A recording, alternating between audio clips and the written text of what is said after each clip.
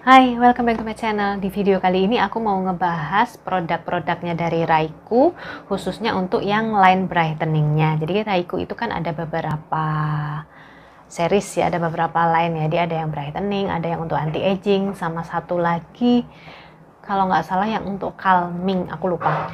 Nah, kali ini aku mau bahas yang untuk line brightening-nya. Produk-produk yang aku punya itu ada tonernya, kemudian ada serum, terus ada morning cream, sama satu lagi night cream. Oke, pertama aku mau bahas dari tonernya dulu. Nah, untuk tonernya dia dalam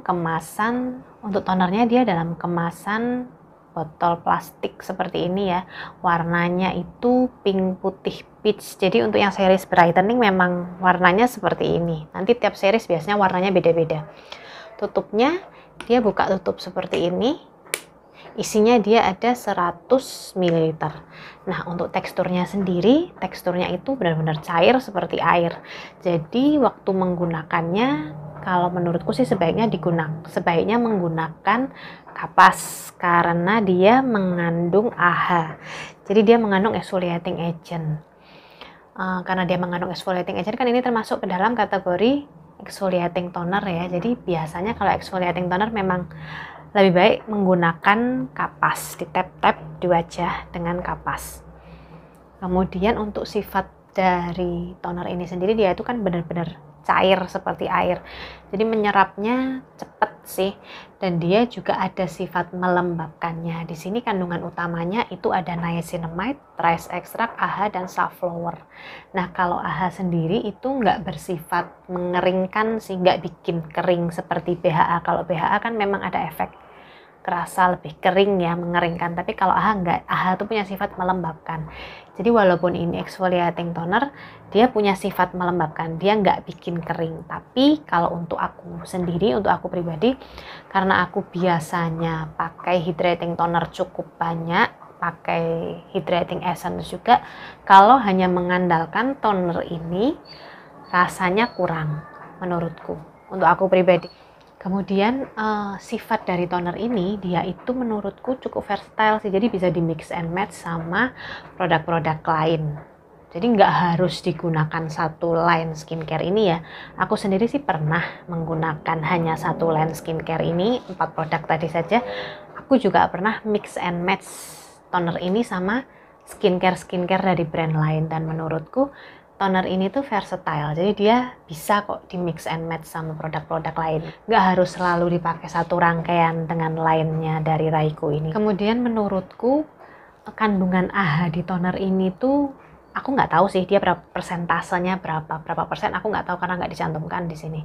Tapi menurutku cukup efektif karena aku pernah coba untuk membersihkan whiteheads waktu itu. Jadi sebelumnya aku kan menggunakan produk ini satu persatu ya, nggak langsung semuanya. Tapi pertama kali aku menggunakan toner ini, dia langsung ada efek membersihkan whitehead. Sementara untuk yang lainnya, untuk serumnya sama krimnya, baik night cream maupun morning cream, itu aku nggak ngerasain efek itu. Walaupun kandungannya sebenarnya sama sih, semuanya mengandung AHA. Di sininya tersantum semuanya mengandung AHA. Tapi yang aku rasain efek AHA-nya yang di tonernya. Mungkin karena toner itu kan yang pertama kali menyentuh kulit kita, jadi paling kerasa AHA-nya. Menurutku yang untuk toner ini efeknya di AHA-nya yang paling kerasa. Jadi kalau kalian mungkin nyari toner AHA, ini cukup recommended menurutku. Ini bisa dicoba. Oke, next yang kedua aku mau bahas serumnya. Serumnya dia datang dalam dus seperti ini ya. Aku nggak tahu sih ini kemasan sekarang masih seperti ini atau sudah berubah kemasannya, karena ini aku beli sepertinya masih yang kemasan lama, bukan yang kemasan baru. Kayaknya yang kemasan baru sudah berubah. Nah, kalau yang di kemasan lama ini dia ada dusnya seperti ini ya. Terus di sisi depannya dia juga ada keterangannya. Kandungan utamanya sama, niacinamide, AHA, safflower, sama rice extract. Kemudian di bagian belakang dia ada cara penggunaannya.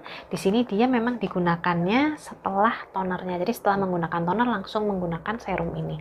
Nah, serumnya sendiri bentuknya di dalam botol pipet seperti ini. Cuman yang aku sayangkan pipetnya itu nggak ada penahannya. Jadi dia bleber kemana-mana. Nah, untuk warnanya sendiri kalau dilihat seperti ini itu warnanya seperti agak putih gitu ya, tapi sebenarnya waktu ditetesin warnanya itu masih cukup agak bening sih, nggak seputih kelihatannya tadi. Mungkin kan itu karena campuran dari rice extract ya, jadi ada warna agak putih, agak milky gitu.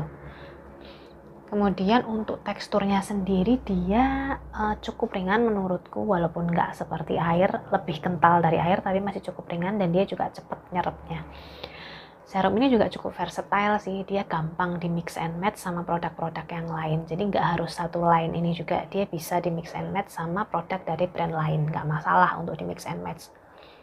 Kalau hanya dipakai serumnya saja tanpa satu rangkaian yang lain, efek brightening-nya itu sangat sedikit. Jadi dia kerasa efek brightening-nya kalau benar-benar dipakai satu line rangkaian. Kalau cuma serumnya aja mungkin agak kurang kerasa.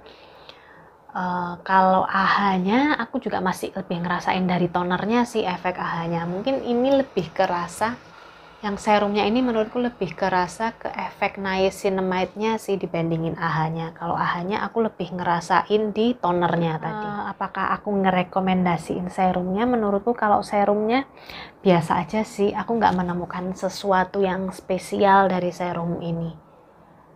Nggak terlalu apa ya, jadi kalau dipakai sendiri dia nggak ada sesuatu yang menonjol, dia benar-benar harus dipakai satu line, satu rangkaian.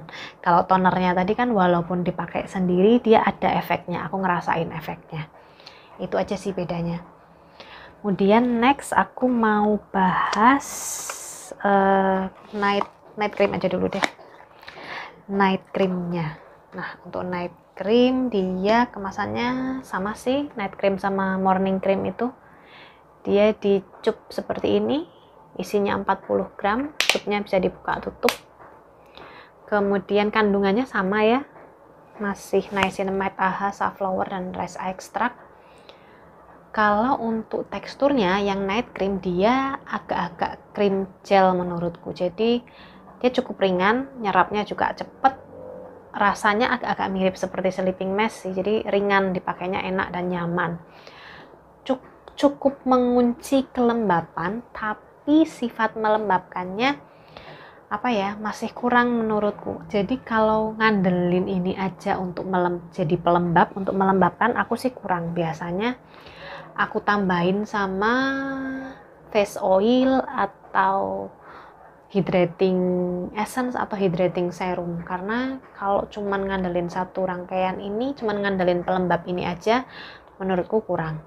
Oh ya, dia juga bisa di mix and match sama produk-produk lain ya, jadi di mix and match sama face oil pun bisa, nggak masalah, dia nggak peeling. Jadi ini cukup versatile juga sih, bisa digunakan dengan skincare lain, nggak harus satu line ini saja. Kemudian menurutku ini bisa digunakan oleh semua jenis kulit, mau yang tipe kulit kering, oily, ataupun normal, cocok-cocok aja sih menurutku pakai ini. Aku kulit oily pakai ini dan nyaman-nyaman aja. Cuman ya itu tadi, menurutku kurang lembab. Kemudian yang terakhir itu yang brightening morning cream, dia kemasannya sama seperti yang night cream, bentuknya cup juga, buka tutup, isinya 40 gram. Kalau yang morning cream ini dia teksturnya lebih thick ya, lebih tebal daripada yang night cream. Dia juga ada kandungan SPF-nya, SPF 15. Kemudian dia ada sifat silikonnya sih menurutku, jadi dia ngunci, ngelok.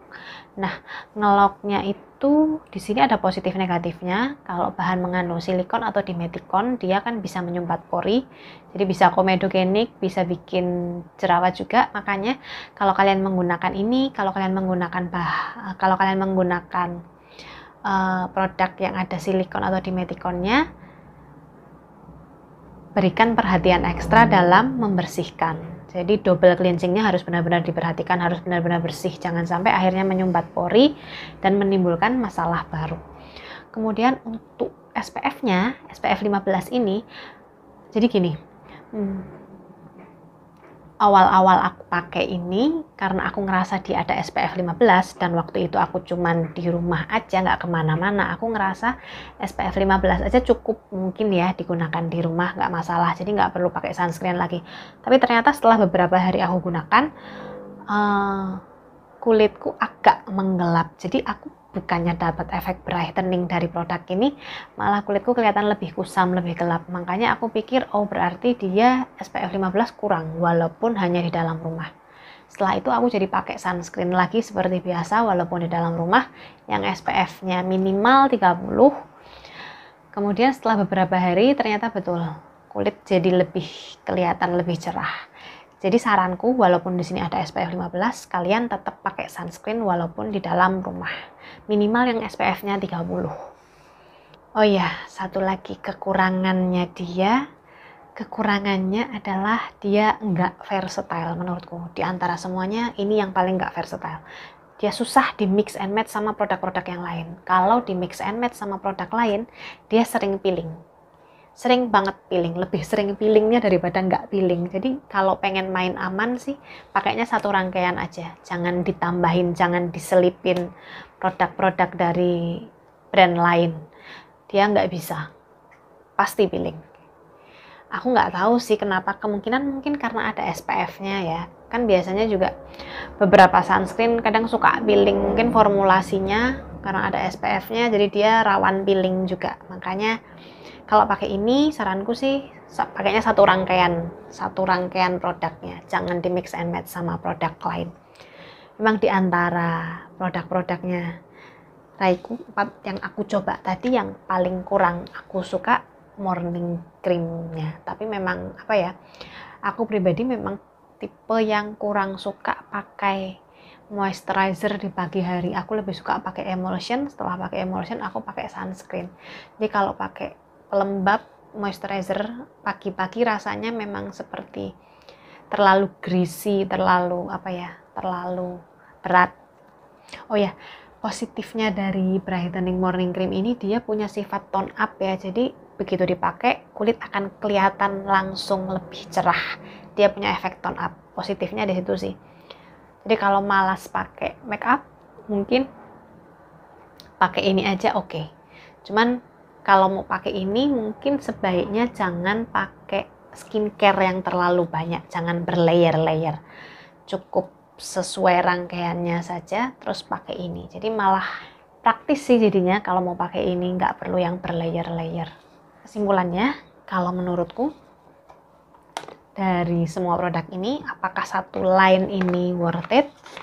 Menurutku ini worth it digunakan bagi kalian yang berusia di awal 20 tahun, punya tipe kulit berminyak bisa, normal bisa, kering bisa sih, tapi mungkin nanti perlu kalian tambahin hydrating toner aja, diselipin di antaranya setelah menggunakan tonernya atau setelah menggunakan serum ini, menggunakan hydrating serum bisa. Kalian tinggal selipin aja lah salah satu yang bersifat melembabkan. Tapi kalau untuk kalian yang di atas usia 30 tahun, menurutku ini tanggung. Kenapa? Karena dia kurang lembab.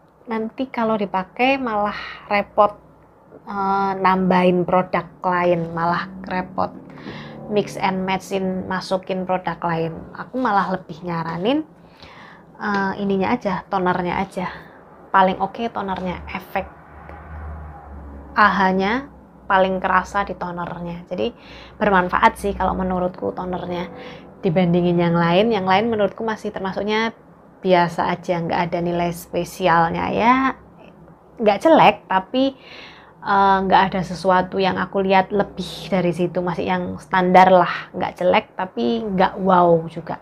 Tapi kalau untuk tonernya, aku rekomen. Tonernya bagus. Oke, sekian review kali ini. I hope it helps. Semoga membantu. See you next time. Bye.